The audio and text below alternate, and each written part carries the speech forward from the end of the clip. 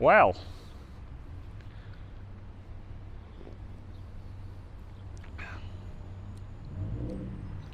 haven't had Starbucks in a long time. Hey guys, welcome to Ukrainian couple. So it's September, it's getting cold, leaves are falling down, and it's fall. It's time for self-reflection, right? Time for reflection.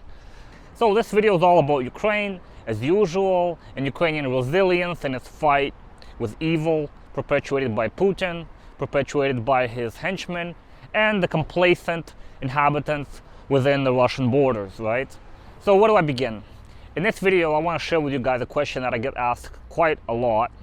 I think it's on everybody's minds, especially as they meet people coming out of Ukraine, and the question becomes much more pronounced as you realize that many Ukrainians and even some foreigners, right, they sell everything that they have and leave everything behind, their families, their assets, and they go on, head into battle, right, quite literally even.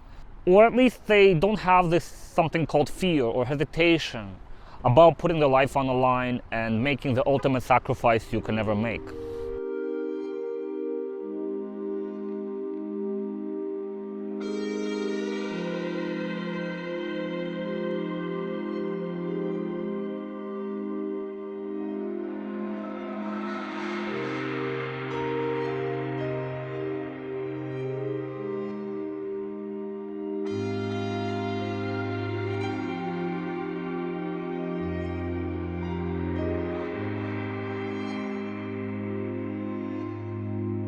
There are statements by a Japanese fellow called Yamamoto Tsunetomo. He said something along the lines of, rehearse your death every morning and night. Only when you constantly live as though already a corpse, Joju Shinimi, will you be able to find freedom in the martial way and fulfill your duties without fault throughout your life. Statements like these have been propagated throughout human history. This sort of elevated the idea that death is nothing new, the fact that this is how it should be, and it's the natural order of things. But the reality is, no, it's definitely not. And proof of that is the fact that people on the front line have got to constantly remind themselves, calm themselves down, and rely on some sort of a reference point to sort of guide them along the way and kind of allow them to keep their sanity, really, and find their bearings. Let me tell you what I mean. The first notion is that seeing death all the time, everywhere, dehumanizes you. The reality is that people that see death every day in war, they see it in much greater quantities than we can imagine. They see death of friends, acquaintances, people they worked for, went to school with, right? They may even know people who died on their Facebook, a friend here or there, and that really touches home. The second point is that these people that choose to go to war, they move past the panic-stricken emotional response to the war, and they come to an equilibrium of sorts. That means a certain acceptance of death. In his New York Times article, a famous Ukrainian author, Artem Chekh, wrote, "I'm ready to get into any hotspot. There's no fear, there's no silent horror, as there was in the beginning, when my wife and son were hiding in the hallway of our Kyiv apartment and trying to calm down during the howl of air raid alarms." But he continued on that despite this calmness and tranquility, as he accepted it to a certain degree, he accepted also a certain certainty that death will come to him on the battlefield. And there's sadness that he cannot be with his wife and son. There's certainly sadness. There's certainly sadness for the innocent civilians that are being killed all around him. But like I said, that feeling is overshadowed by a sense of balance within him and the acceptance that he may die at any moment. And according to that realization and that fact, it made him braver, stronger, more balanced, and according to him, his new normal. The third element I want to talk about is, well, gotta make sure I don't get run over by a car, crossing the point of no return element of becoming a soldier. And what do I mean by that? I mean that the people that decide to fight have accepted that the world will go on without them. And they want to make a contribution to that world, the future world. And the sad fact is that this contribution will only be felt by the future generations. And that's a pretty powerful notion. I mean, in the eyes of the future generations of Ukrainians, these soldiers, they will get a special type of recognition, a special type of presence in their heart. They will know that their life exists because of these sacrifices of, that person that laid down their lives. And they're going to be remembered, sort of how everybody celebrates Memorial Day and D-Day and commemorates the victories over World War II and make movies about them. This is going to be basically how the person that is fighting for Ukraine right now will be remembered. But the negative part of that is that Ukrainians will experience this psychological scar of the war. Everybody will experience it for many years to come. It will be ingrained into the culture and the national psyche. And the first notion of that person going into war is that by accepting your death, other things seemingly unnoticeable by the average person will keep you going, and you will get a newfound value out of it. The reality is the Ukrainian world has been flipped upside down. Things get a new meaning, naturally. The deaths of civilian children, including torture, rape, mutilations, mass graves, by apartment buildings, all these things we're not supposed to see. We've always thought that their place was in apocalyptic movies, but it's happening every day in Ukraine. The people that should be IT professionals, engineers, writers, scholars, educators, people that should be breaking bread or selling AC equipment, they're going to the front line and dying every day. But what is driving their decision? I personally think that it is a new meaning of their life and a new worldview that they have. And from their perspective, I think that ordinary things get a new meaning, right? Something as simple as a song I hear from my friends who are on the front line, they can make them feel at peace with their decision, or something can trigger emotions or, strengthen their convictions. And the fifth thing that separates somebody going into war in Ukraine is the understanding that because of their sacrifice, life will be better for future generations. And that doesn't only apply to people on the front line, it applies to people who are in Ukraine right now. They are heroes in every sense of the word, right? They're heroes in the baking shops, they're heroes in restaurants, they're heroes on the parks and the streets, right? They're people that go to work every day in Ukraine and keep the economy going. And that's what I want to end on, because my previous points were pretty self-explanatory. That is, leaving Ukraine to avoid the army and losing your life pretty much makes sense to the average person. It doesn't make sense to leave when you could consider most of Ukraine relatively safe, that you don't have to go to the army, right? You could drive a truck, you could volunteer in an animal shelter in Ukraine, you could continue working in your current job, even if that's what you want to do. So that brings me to my last question that everybody keeps asking me. Why did I leave Ukraine?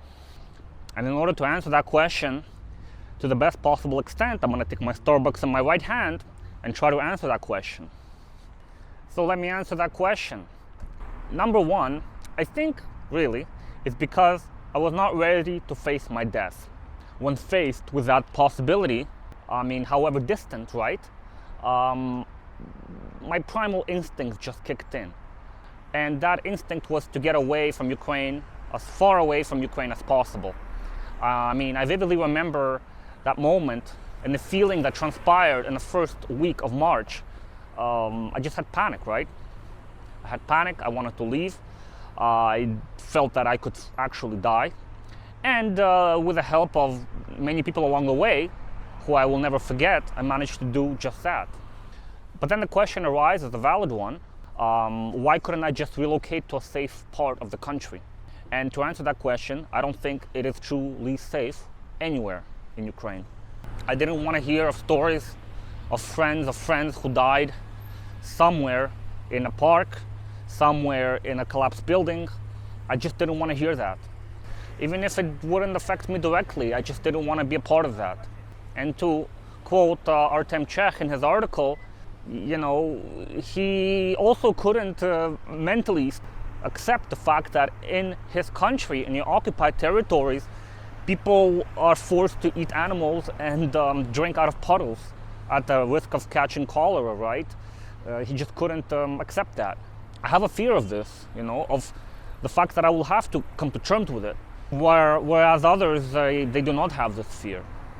Even if it doesn't come to that, I certainly would have a fear of living in a country that is at a risk of being bombed at any point.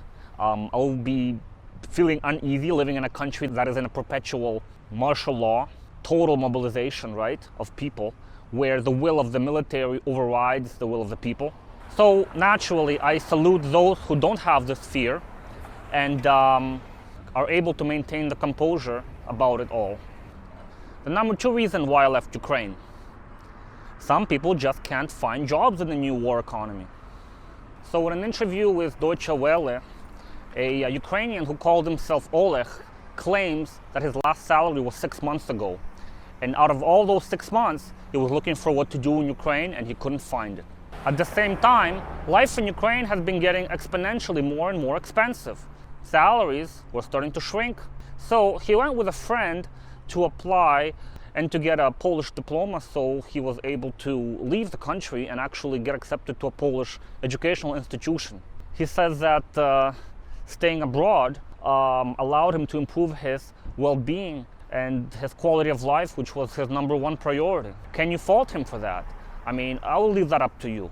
But let me just give you guys another example. Another guy, Alexander, said he is a sailor and he has no life outside of the sea.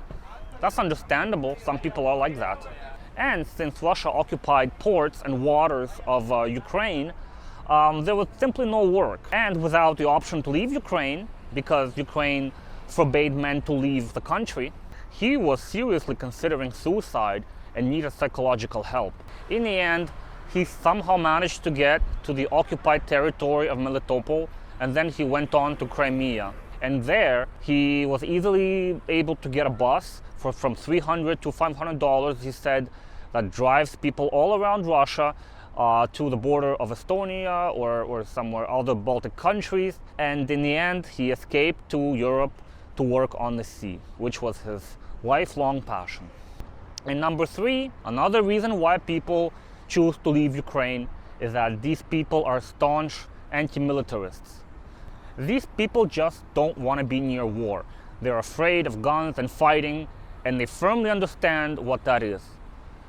They understand what war is. They understand that it's nothing pretty. It's evil, it's death, it's destruction, and it's a place where people simply lose everything, and they risk everything doing so, including risking their lives. Aside from all of that, we cannot ignore the human aspect of it, the human desire of self-preservation. Anyway, to make a long story short, people that are leaving, they just feel like they were forced to leave. They had no choices, they have no wants or desires, they had no time to prepare, but count down the days until they left. I mean, don't get me wrong, I obviously salute those who don't have this fear, who push on and stay in their countries, and they have a balanced composure about their situation in this country. But the psychological scars of the war in Ukraine are going to be so strong that I think it's becoming ingrained in their culture. And guys that come back from the front, back to the civilian lives, they're going to have a lot of trauma. They're going to need a lot of support. They're going to need a lot of rehabilitation, therapy, counseling, and the civilian population will have to unite in this fight with them. Not to mention the rebuilding efforts that are steadily crossing the $1 trillion mark. But will it happen? I don't know. It's yet to be seen. Ukraine is really doing its best regardless, I think. But at the same time, it's not perfect, and certainly without faults of how it's treating its population. But it's doing a great job regardless, I think, during times of war. So let's just wait and hope and see that we all come back as human beings on the other end. Anyway, guys, that will be it from me today. And I hope to see all of you guys later. And let me know with a like or subscribe if you found this video interesting.